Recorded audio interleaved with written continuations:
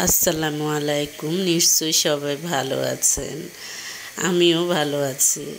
আজকে আমি আপনাদের সাথে শেয়ার করব একটা কথা, মনে রাখবেন, চোরে না শুনে ধর্মের কাহিনী। দেখবেন কিছু কিছু মানুষের সাথে আপনি যদি কোনো মানুষের ভালো গুণগুলা বলেন বা আপনার ভালো গুণগুলা বলেন, তাদের গায়ে জ্বালা পোড়া করবে। কেন জ্বালা পোড়া করবে আপনি কি জানেন?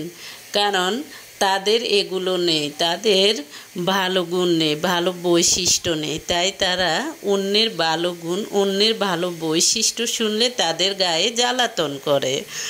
অন্যদিকে তারা ওই যে আপনার ভালো গুণগুলা বা আপনাদের ভালো গুণগুলা তারা তাদের নামে, তাদের নিজের নামে, তাদের আত্মীয় স্বজনের নামে বলে বেড়াবে এবং তাদের দোষগুলা, তাদের খারাপ দিকগুলা আপনার উপর দিয়ে দিয়ে মানুষের কাছে বলবে। এই ধরনের মানুষ আপনার আশেপাশে আছে কিনা আপনি খেয়াল করে দেখবেন।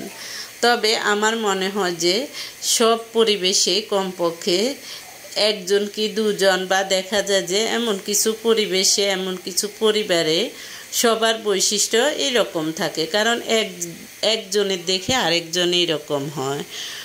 মনে রাখবেন, দেখা দেখি চাষ, দেখা দেখি বাস। অর্থাৎ যে পরিবারে দেখা যায় যে বড়রা যেরকম বৈশিষ্ট্যের হয়, পিছন দিয়ে ছোটরাও সে বৈশিষ্ট্যের হতে বাধ্য। কারণ সৎসঙ্গে স্বর্গবাস, অসৎসঙ্গে সর্বনাশ। পরিবারের যদি পূর্বপুরুষরা ভালো হয়, পিছনের মানুষও ভালো হবে।